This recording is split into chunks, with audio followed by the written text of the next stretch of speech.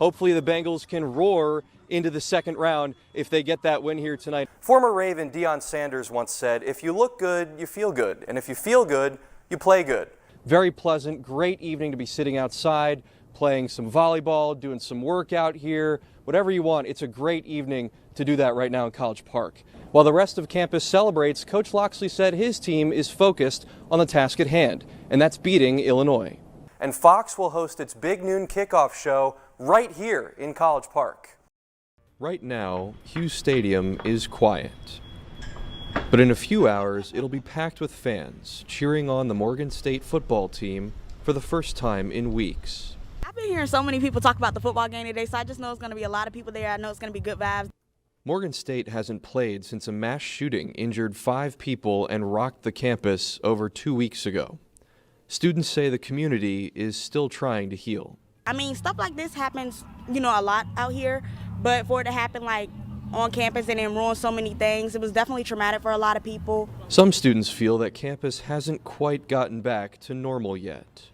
But football coming back could make a huge difference. Hopefully it will, because the football team does bring a lot of people together, especially with the tailgates and everything going on. Football games always bring people together. Yeah, it's just the best. I love football games. And they've been promoting it good, so I think a lot of people are going to show up. Campus events are back too, like this donation drive outside of the Student Center. And with the football team back in town, Morgan State is healing together. Avery Newport, CNS TV News. Here at Sherwood High School in Montgomery County, these two teams are ready to play ball. Pickleball, that is. We looked at what our students are interested in.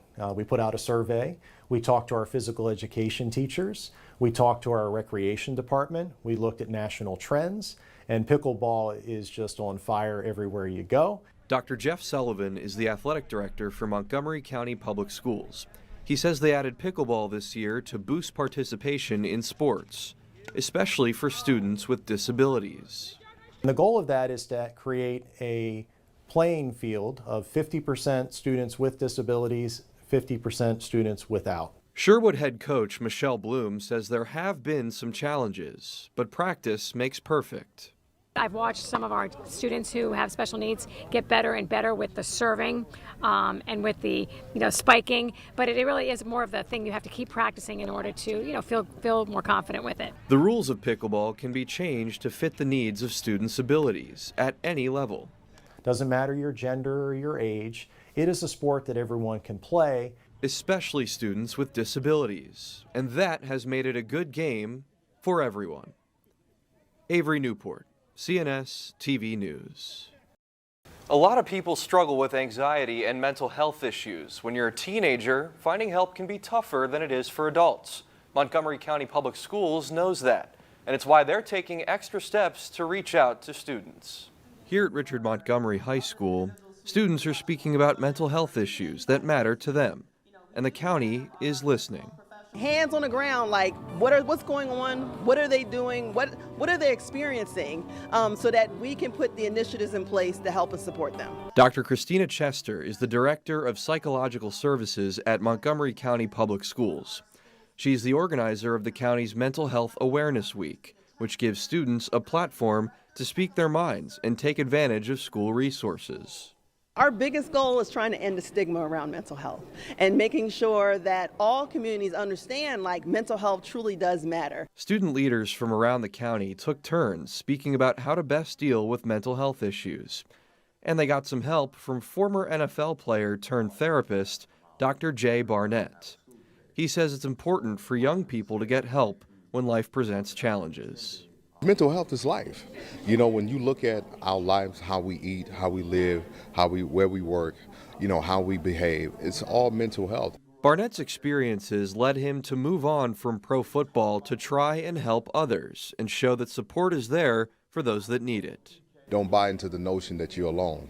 That's usually what most people feel when they are challenged in their mental health, that they're alone. And that's what I would tell them. You're not alone. You're not the only one. The county hopes that events like these will bring more awareness to issues that students are facing and give them the tools they need to tackle their mental health challenges. Montgomery County students have access to counselors, psychologists, and social workers on staff, and the county has partnered with outside organizations to provide more resources to students. Maryland's men's basketball team certainly looked like a championship team in its win over Rider on Tuesday night. The Terps won their third straight game by putting up a season-high 103 points. Coach Kevin Willard said he knew the team could overcome its early season struggles and that they've still got a long way to go. I feel good. I don't think we're there yet. I think we still have a lot more, a lot of work to do, but they're trending in the right direction. The road won't get any easier for the Terps when they travel to Bloomington to take on the Indiana Hoosiers tomorrow night in their first Big Ten game of the year. The Commanders haven't been doing much winning recently, losing their last 3 games. After a Thanksgiving Day disaster in Dallas, Washington will try to bounce back when the Miami Dolphins make the trip to Landover. Miami's offense is scoring over 30 points a game. Another loss, and it could be curtains for the Commanders' season. The Wizards need some kind of sorcerer's spell to save their season. Washington lost the battle of the mystical mascots last night, falling to the Orlando Magic 139-120. Their record through 18 games is spellbindingly bad. At 3-15, they hold the second worst mark in the NBA. And they'll experience some deja vu when they play the Magic again for their next game tomorrow night.